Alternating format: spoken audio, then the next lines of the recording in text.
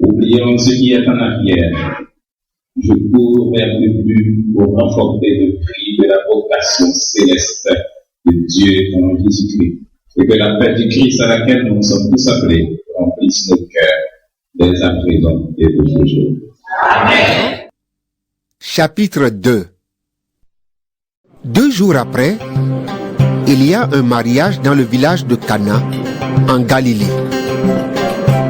La mère de Jésus est là. On a aussi invité Jésus et ses disciples au mariage. À un moment, il n'y a plus de vin. Alors la mère de Jésus lui dit: Les gens n'ont plus de vin. Jésus lui répond: Mère, qu'est-ce que tu me veux? Ce n'est pas encore le moment pour moi. La mère de Jésus dit au serviteur: Faites tout ce qu'il vous dira. Il y a là 6 grands récipients de pierre. Les Juifs se servent de l'eau qu'ils contiennent pour se rendre purs selon leurs coutumes. Dans chaque récipient, on peut mettre une centaine de litres. Jésus dit au serviteur: Remplissez ces récipients avec de l'eau. Les serviteurs les remplissent jusqu'au bord. Jésus leur dit: Maintenant, prenez de cette eau et apportez-la au responsable du repas. Les serviteurs lui emportent. Le responsable du repas goûte l'eau qui est devenue du vin. Il ne sait pas où on a pris ce vin. Mais les serviteurs qui ont pris de l'eau dans les récipients le savent. Alors, le responsable du repas appelle le marié et il lui dit: Tout le monde sert d'abord le bon vin. Et quand les invités ont beaucoup bu, on sert du vin moins bon. Mais toi, tu as gardé le bon vin jusqu'à maintenant. C'est le premier signe étonnant que Jésus fait. Cela se passe à Cana, en Galilée. Jésus montre ainsi sa gloire et ses disciples croient en lui. Ensuite, il va à Capernaum avec sa mère, ses frères et ses disciples. Ils y restent seulement quelques jours. C'est bientôt la fête juive de la Pâque et Jésus va à Jérusalem. Dans le temple, il trouve des gens qui vendent des bœufs, des moutons et des colombes. Il trouve aussi des gens qui changent de l'argent. Ils sont installés à leur table. Alors Jésus fait un fouet avec des cordes. Il chasse du temple tous ces gens-là avec les moutons et les bœufs. Il jette par terre les pièces de ceux qui changent l'argent et il renverse leur table. Il dit aux marchands de colombes: Enlevez cela d'ici. Ne faites pas de la maison de mon père une maison de commerce. Les disciples de Jésus se rappellent cette phrase des livres saints: Seigneur, j'aime beaucoup ta maison. Cet amour me brûle comme un feu. Alors des chefs juifs disent à Jésus: Fais un signe extraordinaire devant nous. Ainsi, tu nous prouveras que tu as le droit de faire cela. Jésus leur répond: Détruisez ce temple et en 3 jours, je le remettrai debout. Ils lui disent: On a mis 46 ans pour construire ce temple. Et toi, en 3 jours, tu vas le remettre debout? Mais quand Jésus parlait du temple, il parlait de son corps. C'est pourquoi quand Jésus se réveillera du milieu des morts, ses disciples se souviendront qu'il a dit cela. Alors, ils croiront aux livres saints et aux paroles de Jésus. Pendant la fête de la Pâque, Jésus est à Jérusalem. Quand les gens voient les signes étonnants qu'il fait, beaucoup croient en lui. Mais Jésus n'a pas confiance en eux parce qu'il les connaît tous. Il n'a pas besoin qu'on le renseigne sur les gens. Lui, il sait ce qu'il y a dans le cœur humain.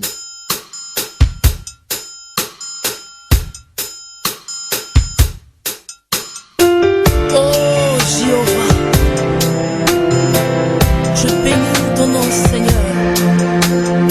je viens devant ton trône de gloire.